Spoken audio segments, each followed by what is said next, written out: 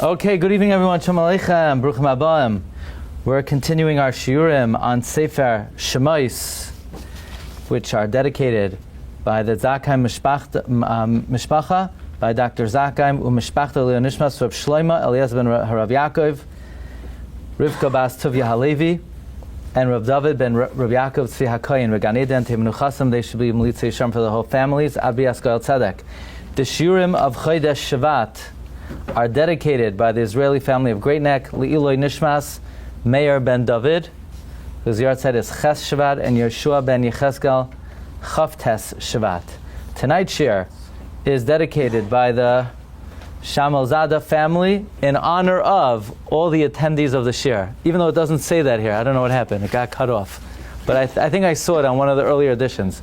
So, thank you very much. Hashem Shemvarach the Shamal Zada family with Simchas Hanachas for Astovas, Gezint Ad B'Yaskal Tzedek. Tonight's shir is dedicated by my good friends Rabbi Aryeh and Michelle Jacobson, Le'iloi Nishmas, Rabbi Aryeh's grandmother, Bubby, Mrs. Miriam Jacobson, Miriam Basra, Avram Yehuda, Zechron Levracha, whose 12th yahrzeit was today, the 29th day of Teves. Her Neshama Shabbat Aliyah should be a male tzioshir for her whole family, Ad B'Yaskal Tzedek.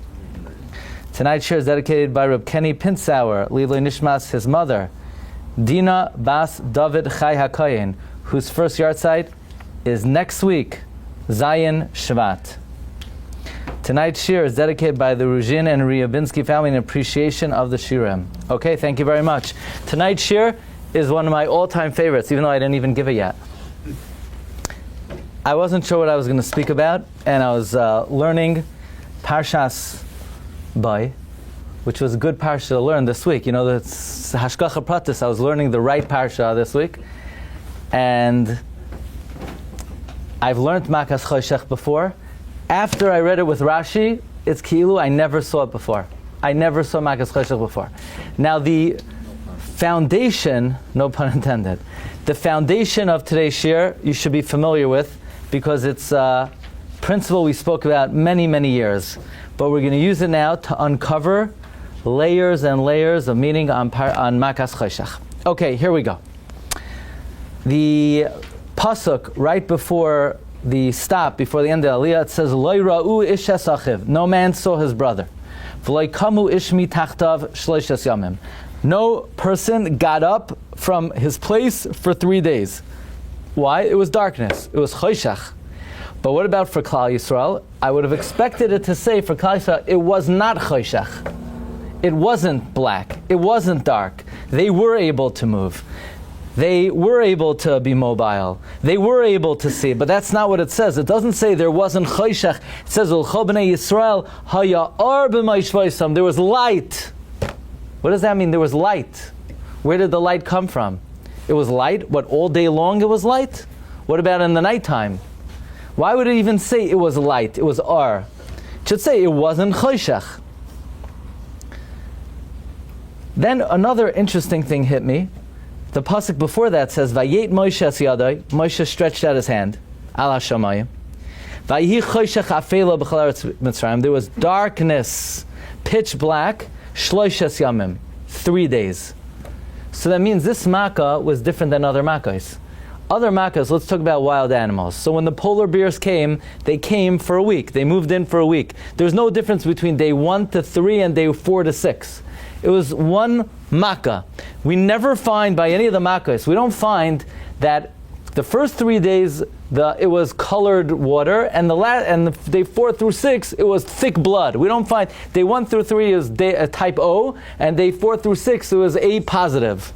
Or what are the types? Yeah, we don't find that day 1 through 3 were frogs, day 4 through 6 were toads. We don't. What's going on with Makas Choshech that there are two types of darkness, day 1 through 3 and 4 through 6? Did you ever think of that question? Were you ever bothered by that? Did you ever lose sleep over that question? What is going on with Choshech that you had 3 days and 3 days? How do you know that it was 3 and 3 and not the same? So David said, where do you get that from? Okay, so look at Rashi. Rashi says, Vayihi choshech afela shloishes yamim.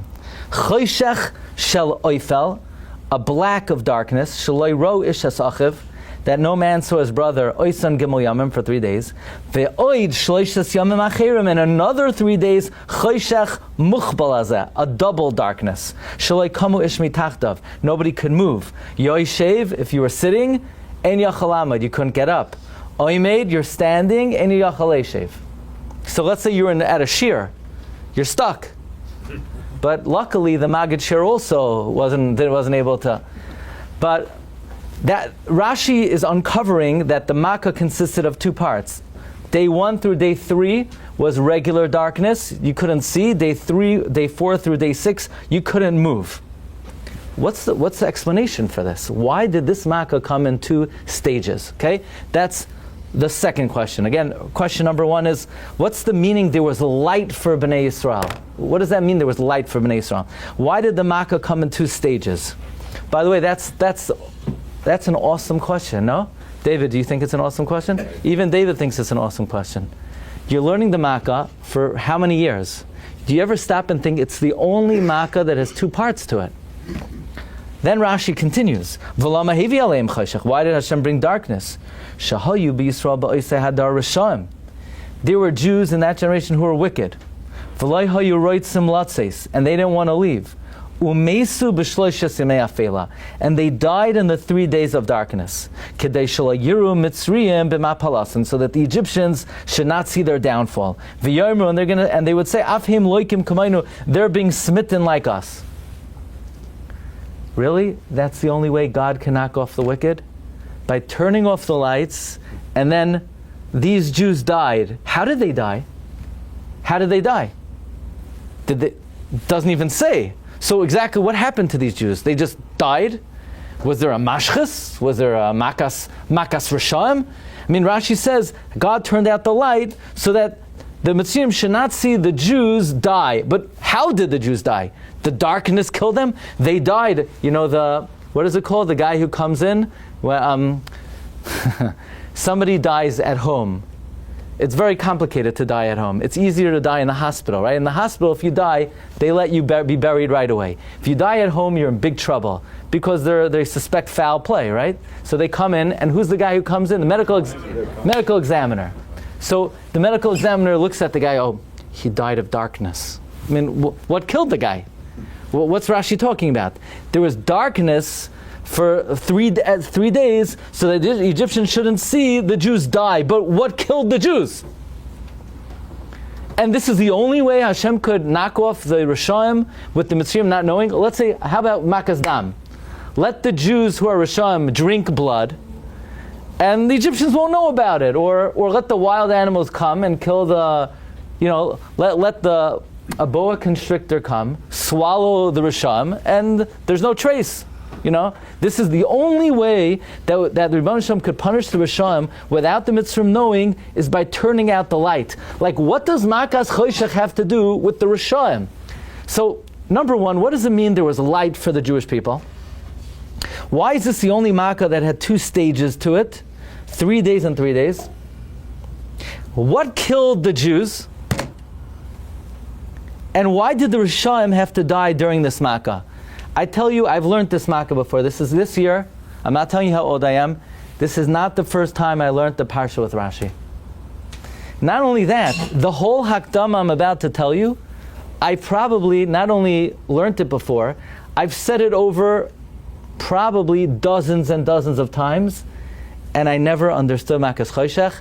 The heavens opened up this week on Monday morning, and Hashem gave me Matana Taiva. Okay, so what we're going to learn now, the introduction we've learned many times. The approach is original, but take it to the bank. It's good stuff. Okay. The light. What? Yeah, I saw the light. Very good. Right. He won a copy of the French edition of the Haggadah. Okay, here we go. So here's the intro. The intro is very simple. What were the Makkahs?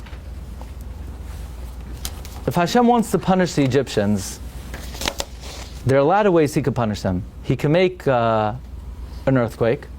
The earth could open up its mouth, like it swallow all the Egyptians, and the Jews could walk out. It's clean, it's easy, you don't have to get your hands dirty. And in 10 minutes, the Jews could go me'afela la'ira. what's this? The blood, the water turns to blood? I mean, it's like a carnival. It's like the Ringling Brothers and Barnum Circus. I mean, it's ridiculous. What's going on over here? There are frogs everywhere, frogs in Paro's ears, coming out of his nose, in the ovens, in his bowels. I mean, in the kneading bowls, and then the lice and the wild animals. And I like to say, how'd the wild animals get into the house? You know this, my routine already? I once saw in the Haggadah that octopuses came, used the suction cup to suck out the lock, and then the polar bears walked in. Shraga, you never heard that before. It's in one of the Haggadahs, illustrated Haggadahs. And it has a source for that also. I don't remember what it is. Then the pasuk says, Ve'es ha'adam asher himaleha, which means that every animal came with its climate. So it's not like just the gorilla came. The gorilla came with the jungle, with the rainforest. I mean, it's ridiculous. I mean, it's cute for kids, but if you have an enemy and you want to knock off the enemy, just kill him. Well, what's this whole charade? 10 makos. So, the Tzrar Hamar. Well, we'll start with the Psikta, which is not on the sheet. The Psikta said, Hashem created the world with how many statements? HaKadosh Baruch Hu created the world with 10 statements. Ba'asara ma'amaros nivra ha'olam. God created the world with 10 statements. Vayomer, vayomer, vayomer, vayomer. Vayomer Elokim yehi ar. Vayomer Elokim yehi rakia. Vayomer Elokim Tadshe Aretz Deshe, Vayomer Elokim Yikavu Hamayim, and so on and so forth. The Gemara in Rosh Hashanah asks either only 9 statements. The Gemara says Bereshis Nami Mamru. Bereshis is a 10th statement. Actually, all the Achronim ask, even with Bereshis, it's only 9. It's Bereshis plus another 8. And all the Mefarshim discuss what's the 10th. Today we're going to go with the Gra and the Maral. The 10th is Vayomer Elokim Hine Nasati Lachem Eskol Oichel Eskol Eit Zoyrei Azara. Food, supper is served, the creation of food. Okay? So Hashem created the world with 10 statements. The thing is, Paro did not believe that God created the world with 10 statements. He rejected the notion that the world was created ex nihilo, something from nothing. He rejected the notion that God created the light. He rejected the notion that Hashem created the sky, the firmament. He rejected the notion God created the luminaries. He rejected God's control over water, over air, over land, over earth. Well, what's that place? That restaurant?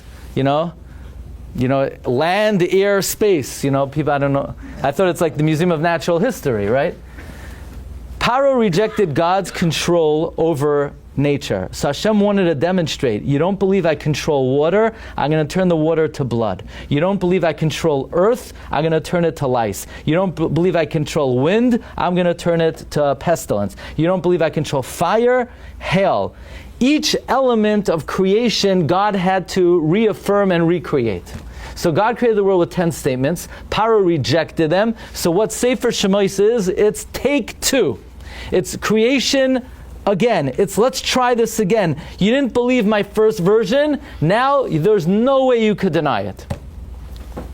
The Tzar Hamar says, this is very fundamental. Friday night you make Kiddush. You say, Zecher Litzias Mitzrayim. You also say, Zecher Lamase Bereshis. You say, I'm making an announcement now. What I'm about to do, I'm sanctifying the 7th day. It's to do what? To commemorate the creation of the world. And then you say, I'm sanctifying the 7th day to commemorate the Exodus. So, make up your mind. What are you commemorating? You're commemorating Yetzias Mitzrayim, or are you commemorating Ma'aseh Bereshis? The answer is, Yetzias Mitzrayim authenticates and verifies Ma'aseh Bereshis. Okay? So, it would be interesting to identify which Makkah corresponds to which statement of creation. Have you ever heard this part before? I hope you did, because I've spoken about it many times. But so this is like from more than 10 years ago, this principle. Okay, but we're reviewing it now so that we have it clear. And for those who never heard it, you have to know this principle clear. The 10 Makos authenticate the 10 statements with which the world was created. So, how? Backward. So, for example, Paroi did not believe in Bereshis that God controls beginnings That's the first statement of creation. So Hashem demonstrated, really? You don't believe I have control over beginnings? Makas b'choros, I'll knock off the firstborn. The first statement of creation is authenticated with the last makkah. Got that? What's the last statement of creation? Food. Hashem created food. Now, let's explain what food is. Many people I learned a new expression, it's called foodies. Are you a foodie?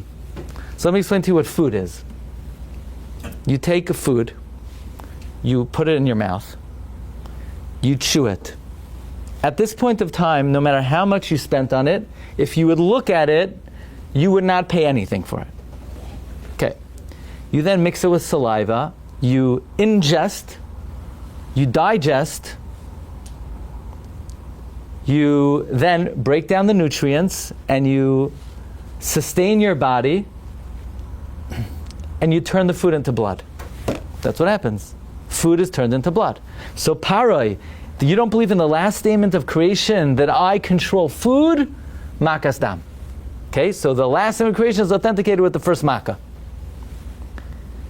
Now, what do you think the second to last makkah corresponds to? The second to last makkah will correspond to the second statement of creation. Para, you don't believe Vayom Elokim Yehi Or. You don't believe that I created the light. I turned on the light. Okay, I'll turn off the light. Very simple. So, statement number 1, Bereshis, corresponds to the last makkah. Statement number 2, Vayom Elokim Yehi Or, corresponds to Choshech. Statement number 10, the creation of food, corresponds to Dam. The rest of them are not in order. So, Rav David Kohen, the Rosh Yeshiva of Hebron, is the one who says the order is backward, even though the only backward part is the first, second, and last. So I sent him a question. I said, but the rest of it is completely out of order. So how could you say the order is backward? It's, 1 is 10, and 10 is 1, and 2 is 9, but the rest of it is haphazard. And he answered that, and it's published, we put it in the Sefer, that the order is established by the beginning and the end, the bookends. Fine. Now, over the years, we pointed out amazing connections between the Makkah and the corresponding statement of creation. I'll remind you of a couple, but today we're here to do new ones, okay? Some of the simplest ones we learned were, for example, Makas B'choros is introduced with which mitzvah? You have Makkah, Dam, Sfardeya, Kinim, Orov, Dever, Shchin, Barar, Arbe, Choshech, Vayomer Hashem, HaChodesh Hazeh Lochem, Rosh Chodashim, Makas B'choros. That Makas B'choros is introduced with HaChodesh Hazeh Lochem. Why is this mitzvah placed before Makas B'choros? So we said over the years something amazing. We said, Rashi, what's the first Rashi in Chumash? Rashi says the Torah should begin HaChodesh Hazeh Lochem. Remember, what's the first Rashi? Why doesn't the Chumash begin HaChodesh Hazeh Lochem? That's the kasha of Rashi. So Hashem knows Rashi. Hashem says, Rashi, that's such a good point. If I ever recreated the world, I would start with HaChodesh Hazeh Lochem. So Makas B'choros, which is Keneged Bereshis, Taka begins HaChodesh Hazeh Lochem. It's astounding. Now, what does the word Bereshis mean? All the Mefarshim say Bereshis is the creation of time. I know some of you out there, you know this. I'm just introducing. Bereshis is the creation of time. Therefore, time is recreated HaChodesh Hazeh Lochem. I'm going to tell you 2 quick more, and now we're going to learn all new. Arbe corresponds to what? Vayomer Elokim Tadshe Oretz Deshe, Esav Mazria Zera, Eitz Peri Oise Pri. This is out of this world. God said, tree, taste like the fruit, right? Eitz Peri Oise Pri. Tree tastes like the fruit. Everybody knows the tree didn't listen. The tree didn't taste like the fruit. Only the tree tasted like tree. Eitz Oise Pri. The tree made fruit. It didn't taste like fruit. Go to Makas Arbe. God tells Moshe, bring the Arbe, and the Arbe will eat the eitz and the pri. And when the Arbe came, it says the Arbe ate all the fruits. And they didn't listen. It's unbelievable. The same way in creation, God wanted the wood to taste like the fruit, and it didn't listen. The arba didn't listen. That's the diuk of Reb David Kohen. A new idea we had that came after one of the Svarim is barad. This is out of this world, but this is just so to whet your appetite for what we're about to learn. Who remembers what's makas barad? Hail. Rashi says hail was a miracle within a miracle. What was the miracle within a miracle? Fire in the ice. What? And if it would just be ice, let's say basketballs of ice came down. One baseball-sized piece of ice that comes down from Shemayim will make a hole in the whole house and in the car, right? Why do you need fire in it? No, it had to be fire in water. What's the idea that it has to be fire in water? The answer is, what does barad authenticate? Vayar Melikim Yihi Rakia. Let there be a firmament. What's Rakia made out of? Rashi says, what's Shamayim? Eish Umayim. Fire and water. So in order to authenticate, God is capable of creating a miracle, fire and water together. Rebbe Hashem repeated that miracle. You ready? So I'm thinking, how come I never thought about Makas Choshech? What does Makas Choshech correspond to? Look at number 5. The Maral says, in the final words of number 5, HaChoshech hu Maka el Maimar Yehi Ar. Wow. The heavens opened up. It's like a flash of lightning.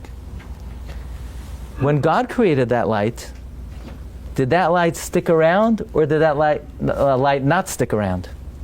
It didn't stick around. Why not? Because it wasn't going to be good for the Rishonim. God saw it wasn't going to be good for the Rishonim, so He had to take away the light from the Rishonim. He had to weed out the wicked.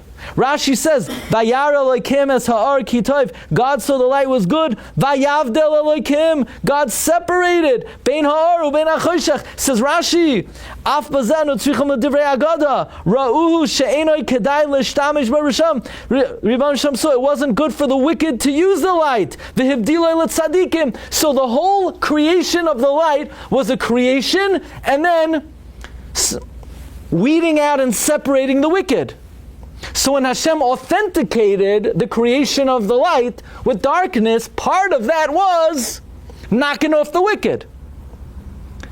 This has to be the makkah that Hashem, so to speak, knocks off the wicked. Because when Hashem created the light, it's the only part of creation where Hashem said, oh, wait a second. This is not going to be good if the wicked partake of it, so let's change it. We can't have Rishonim here. So Hashem adjusted the light for the wicked. Likewise, this is the only makkah that Hashem adjusted the makkah to knock off the wicked. That's the pshat, right? David is maskim. It's amazing, right? It's incredible. But even though there were no questions. It's incredible. But even though there were no Rishonim at the time that Oh, and by the time of creation? Yeah. Hashem saw this would not be good for the wicked. He knew they were coming. He knew they were coming. Okay, so that's the first parallel. Second parallel. I'll tell you, I was a little bit hazy about this point. So it says that Hashem created the Ar. What does Rashi say? This was what we call the special primordial light, and then Hashem stowed it away for the wicked.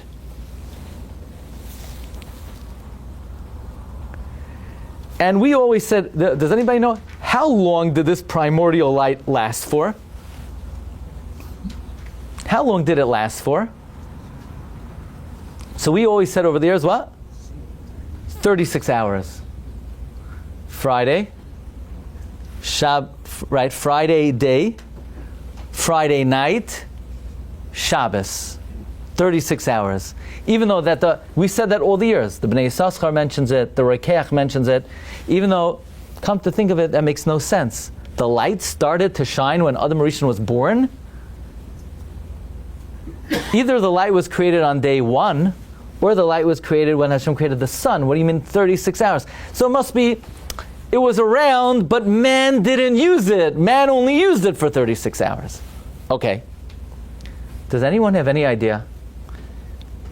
When did God hide away the light? How long did this original light of creation last for? I was never sure about this, because if you look in Rashi, there are different gersais.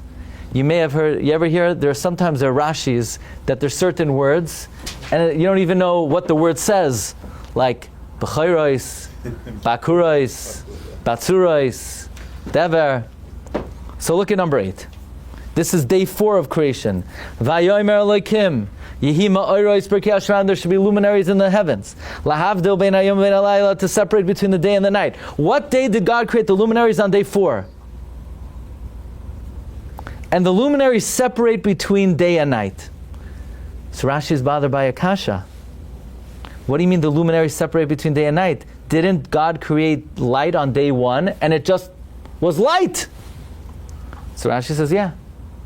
The original light of day 1 shone for 7 days straight. And then Hashem put it away. Did you know that? That even though there was day and night in the first 7 days, but it was always light. Who says that? Rashi. Ever hear of Rashi? Rashi says, you know when the sun and the moon separate between day and night? Mishaganaz ha'ar arishain. From when the original light was put away. Aval b'shivas yimei bereshis, but in the 7 days of creation, by the way, you see in parentheses, some are gores 3 days. Shimshu ha'ar v'choshech risham yachad. The light and the darkness serve together. Bein b'yom uvein b'layla. You hear what Rashi's saying? Rashi's saying when God said, "Vayomer Elokim yehi or," it was light for 7 days straight. The Maral says that the pasuk in Yeshaya supports Rashi. We always say Ka'ar Shivas Hayamim. No, in when do we say? In Kal Mekadesh Evi. Doesn't there a line over there? Ka'ar Shivas Hayamim. No, it's Wednesday. You have a siddur over here. Ka'ar Shivas Hayamim. And you sing Zemirais? What? It's in Kal Mekadesh, no? Yeah, I think so. I hope so.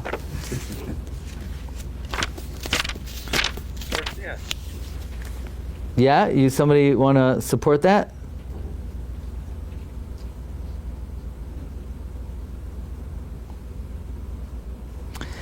Tzid kasam tatzir kiar shivas hayamim.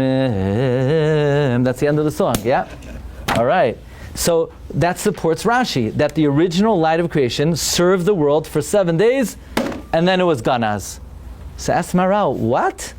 Why was it nignaz after 7 days? Shouldn't it have been nignaz maybe after Adam sinned, or when the sun came out? Like, what's 7 days? So Maral says, what's the reason it was nignaz? Because it wasn't good for Rishayim. Which Rishayim? Adam Arishan, who did the Aveira. So really it should have been put away right after Adam sinned on Friday.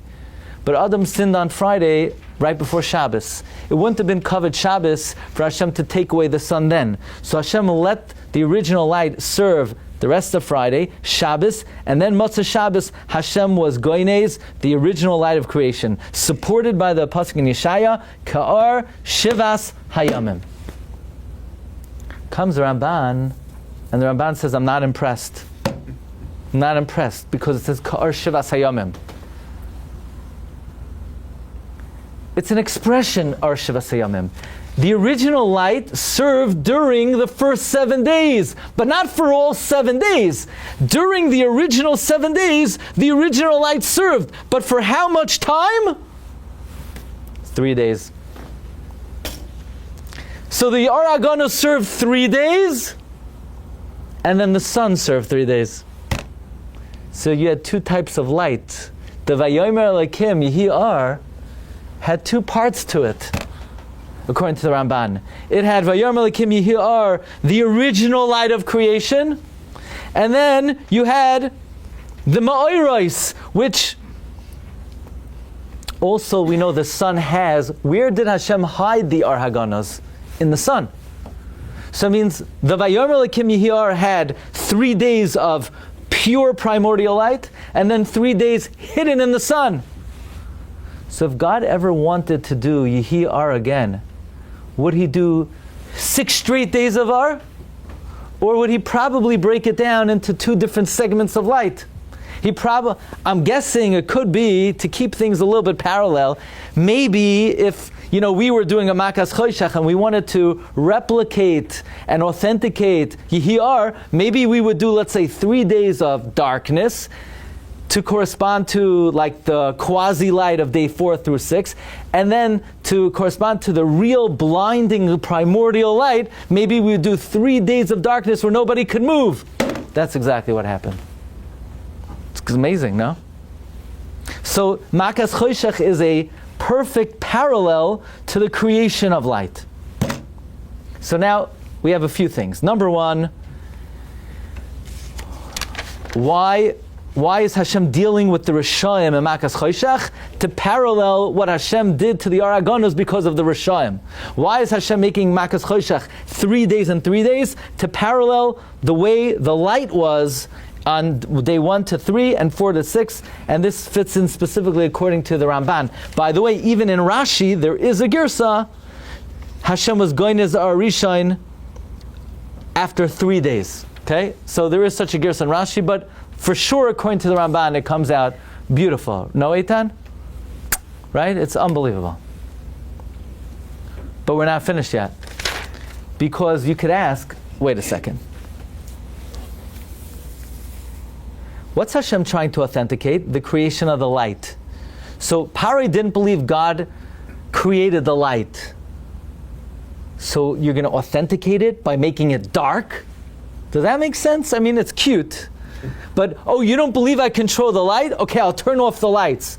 That just shows I control this subject. But wouldn't it be more logical? Is that really perfectly parallel? That Hashem is trying to authenticate Yihiyar, how? By making pitch blackness? And then I found the Malbim that's out of this world.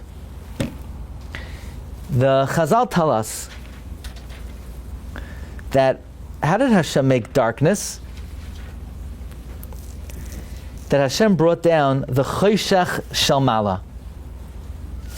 What does that mean, the Choshech Shamala? Like the pasuk says, Yashes Choshech Sisrai. He removes the darkness of his concealment. Really? The darkness of his concealment? God is in darkness, or God is blinding light? Says the Malbim, if you were a bat, what is the sun to a bat? It's darkness. The bat can't function in the sunlight. The bat could only function in darkness. The sun is darkness to a bat. Why is that? It doesn't have the faculties to assimilate the light. The light is so blinding that it literally shuts down all the systems of the bat. So the light is darkness for the bat. Let's explain as follows. If you came into the shir from outside, and you came, and all the lights in the building were turned off, and you walked into this room, what would you do? You'd squint for the first couple seconds, and then the pupils they would dilate, and they would allow you to assimilate the light until slowly you could open up your eyes. And what about if you go to the doctor and they really dilate your pupils? Then you can't tolerate it, so you have to close your eyes. So what do we see from there? Sometimes the brighter the light, the greater the darkness, because you can't tolerate it. If you can't tolerate the light, you are in complete darkness. If you're driving and the guy in the car opposite you has his brights on, it's dangerous. You're going to go into complete darkness because you have to close your eyes. Says the Malbim, you think there was a plague of darkness? You don't even understand what the Makkah was. You know what Makkah's Choshech was? Remember on day 1 when God said, Vayomer Elokim Yihiyar? And then he had to hide it away? Well, guess what he did on Makkah's Choshech? He brought down the Ar Haganos to the whole world. And the Mitzrayim, they were blinded by it, And for the first 3 days, God kept the sheath on it a little bit so they could still, function. But on day 4 through 6, it was unadulterated aragonos. They were in absolute darkness. They were blinded by the light. It wasn't makas choshech, it was makas or. And he doesn't say it to answer any of our questions. The Malbim just says it from Chazal, that based on the pasuk Yashes choshech sisroi, the Malbim says makas choshech was like what the sun is to a bat. You see, if you don't have any connection to aragonos, you can't tolerate it. So you have to close your eyes. You know what Chazal say? That Hashem stowed away the aragonos for tzaddikim l'asad lavai, and He put it with a sheath on the sun, because human beings can't tolerate it. And on that day in Egypt, God uncovered the sheath. God removed the sheath. It was such blinding light. But Klal Yisrael were raised up to the Madrega that they were able to tolerate it. And therefore the Pasuk says, U'lechol b'nei Yisrael haya or b'mayshvaisam. It's not that it was an absence of choshech. It was light. That's what caused the darkness. It's not that, we think all of a sudden the clouds came. Like if you were making a camp, a skit of this, you'd get the smoke machines, going, and it would get thick fog. We think of it, thick fog was coming, and it became so thick, you couldn't move, you were frozen in place. That's not exactly what happened. Actually, that's not what happened. The light was so blinding. Blinding light is darkness for those who can't assimilate it. That's how the Malbim understands it. Rabbi Yitzchak of Berditchev has almost an identical approach with a little bit of a twist to it. You're all familiar that many times in the Gemara, an Amoira would give someone a bad look, and what happened to them? They would become gal shalat samais, pile of bones. You know that phenomenon? The Gemara says somebody rubbed Reb Sheshes wrong, he looked at them, and they turned into a pile of bones. Many, many such stories in the Gemara. Like, what exactly is that process? What is the process where the Amoira looks at you, not you, someone, and then they disintegrate, right? Like they cease to exist. Okay, so we once learned from the Chassam Sofer, they extract the kernel of Kedusha, which keeps the person alive, and now, they're soulless, they're without any sparks. Rav Levi Yitzchak of Berditchev says a little bit differently. He says, God's light and brilliance and clarity of truth is infinite. And lo yirani adam b'chai, no living person could see it. You can't behold it. Its brilliance is blinding, right? Lo yirani adam b'chai. So what does Hashem have to do? It's called Simtzum. He has to condense it. I'll give you one of my bad mishalim, okay? But based on the shirim, based on the technical part. So let's say somebody, if I wouldn't have this camera, somebody would use a dumb phone, okay, an Apple dumb phone, and would video this year. It would come out, because it's such a good camera, right? This camera is 800 megapixels. An Apple phone is how many? Much higher. So instead of this year being 2.5 gigabytes, it could be 50 gigabytes. And then I try to put it up. The software can't handle it. It's too much information, right? So what do you need to do? You need to condense it. Condensing it means you make it smaller. How do you make it smaller? You basically lower the quality. You very often have to do that. Certain times you have to send things through a certain medium, but the information is too much, so you have to condense it. So God's reality, His light, is so bright, nobody could tolerate it. So Hashem has to be mitzamtzem His light. So He's mitzamtzem it 90% for the chayos, and 91% for the oifanim, and 92% for the malachim. And for us, basar v'dam, Hashem has to condense His reality of light 99%. Otherwise we couldn't tolerate it. That's why angels can never move. They can never rise up. Because if they peak up like one level of light more than they can handle, they're done. They die. They die. They would cease to exist. Says Rabbi Yitzchak Barditchev, that's the secret of that the Malachim have 6 wings. With 2 they cover their face, not to peak more than their light allowance. With 2 they cover their feet, not to look down at people who could only tolerate more condensed information. If a tzaddik has an issue with a guy, what the tzaddik will do is he'll reveal a great level of light and truth to that Rasha, and the Rasha will disintegrate by being exposed to a higher dimension of clarity than he's able to assimilate. So, Malachim can never move because they're like capped, right? Like a Malach could tolerate light 90% condensed. And Oivdei Kochav Ma'azalais are also can't move because they're also stuck. So how does a Jew rise up? Because Torah and mitzvahs are levushim. They're a cloak. So you can't tolerate light, but if you have sunglasses, you could tolerate it. So Torah and mitzvahs are not sunglasses, they're like a spacesuit, How do the astronauts get closer to the ozone layer or the sun? They're wearing a spacesuit. Every time you do a mitzvah, every time you learn, you cloak yourself with levushim, you're able to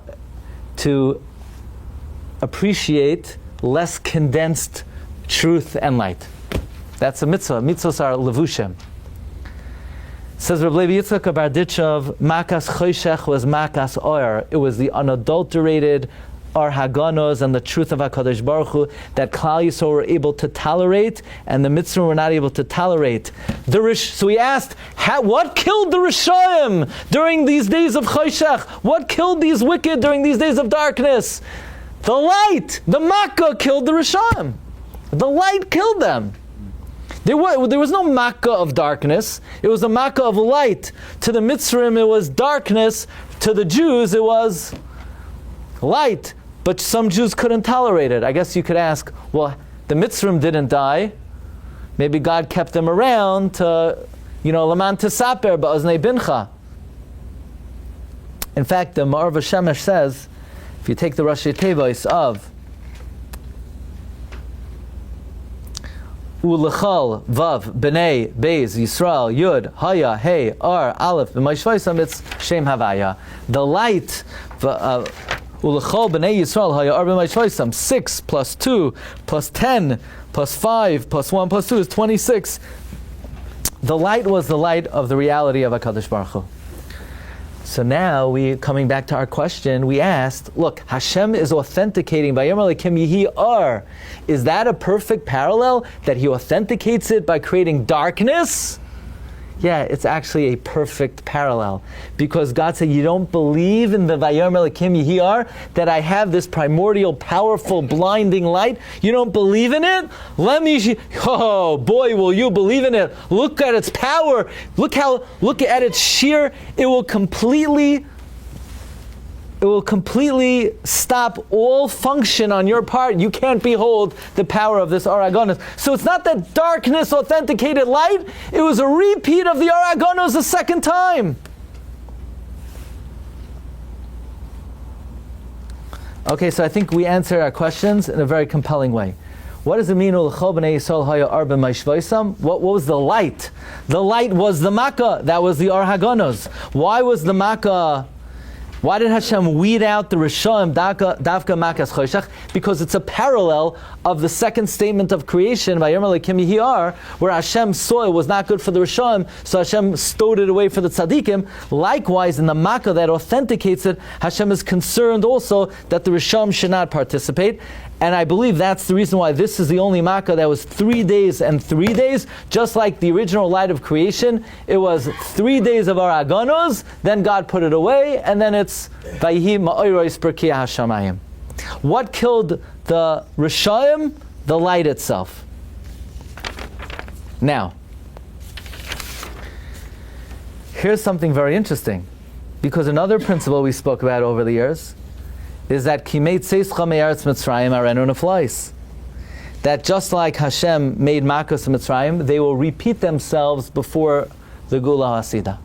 Not only will they repeat themselves, but the miracles of Yetzias Mitzrayim were a dress rehearsal of sorts, were like the pre-enactment of the miracles of La'asad Lavai. So that means Makas Choshech will have to repeat itself.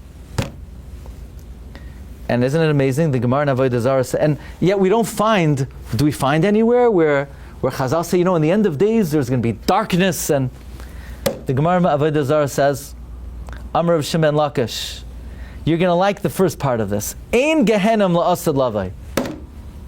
There's no purgatory. There's no Gehenim. I know what your Rebbe told you. There's no Gehenim. Ella, HaKadosh Baruch Hu moitzi chama min artika. God will take the sun out of its sheath. Umaktir Rishoim nidoinim ba, v'tzadikim misrapim ba. The wicked will be judged. The righteous will be healed. The wicked will be judged, like it says, Ki hine hayoim ba boyar ketanor, v'hayu kol zaydim chaloisei risha kash. And the tzaddikim will be misrapim. D'chsiv v'zar chalachem yerishmi. Not only will they be misrapim, ela shemis adnim, they'll enjoy it. Right? You ever hear the Chassam Sofer says, there's no Gehenim, there's no Gan Eden. It's just sheer. It's just sheer. He did it for Yaakov too. What? He did it for Yaakov. Hashem took out the son, Miratika. For Avram? No, for Yaakov, when he had the fight with the Malach. So to heal his Gid. He healed Yaakov. He took the Shemesh out, Miratika, and he healed him. Just as an aside, I wonder if the way to be able to assimilate this light is you need bris milah. So Hashem did it. Maybe that's the merit, because that's Hashem took the cham min artika to Abraham, and what zechus did Klal Yisrael have in Mitzrayim, even though they didn't do bris milah yet. Okay, we could think about that. So the Gemara says la'asad lavai. There's no Gehenim.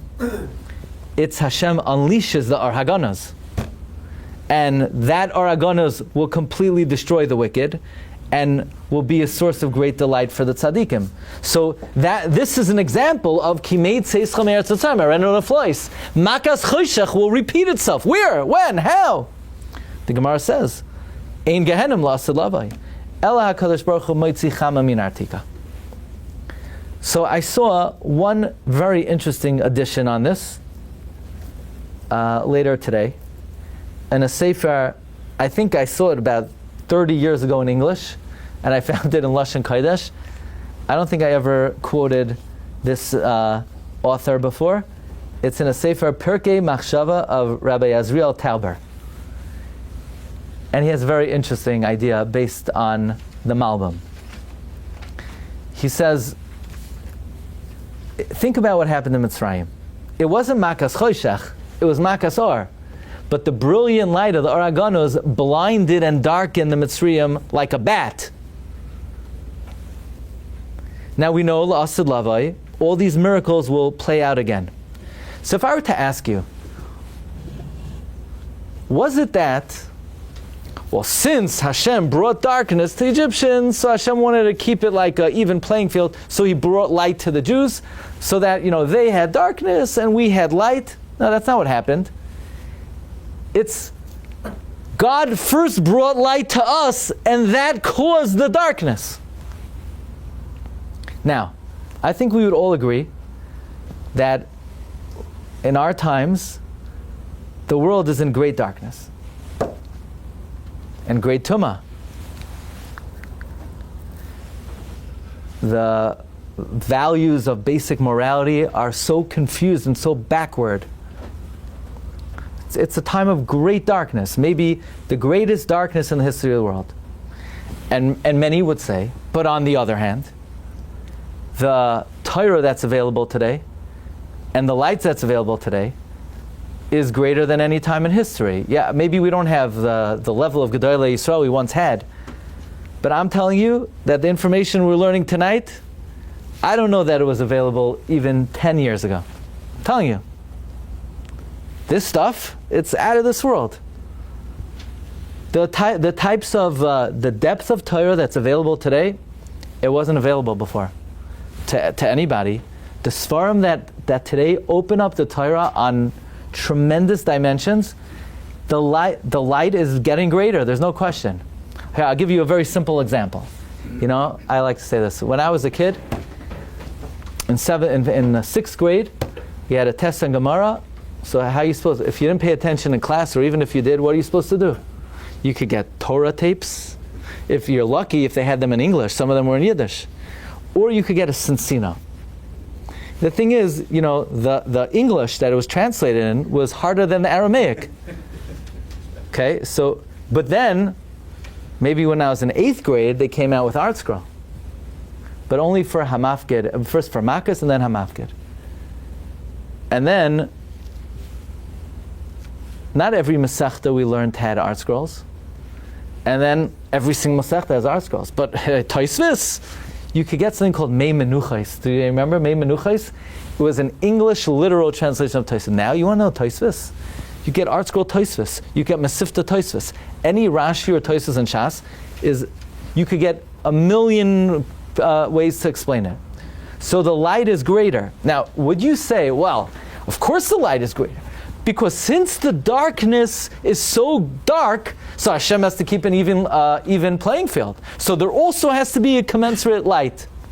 That's what I thought until today. Or is the pshat, it's not that because there's such great darkness, therefore Hashem has to make it an even playing field and give us a commensurate amount of light. You know why things could be so dark? It's caused by the light. It's symptomatic of the light.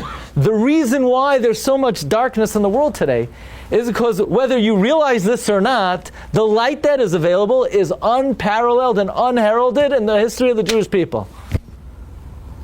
And some people can't handle that. They can't tolerate that. They don't know what to do with it. They're a bat. And when you're a bat, you go into greater darkness.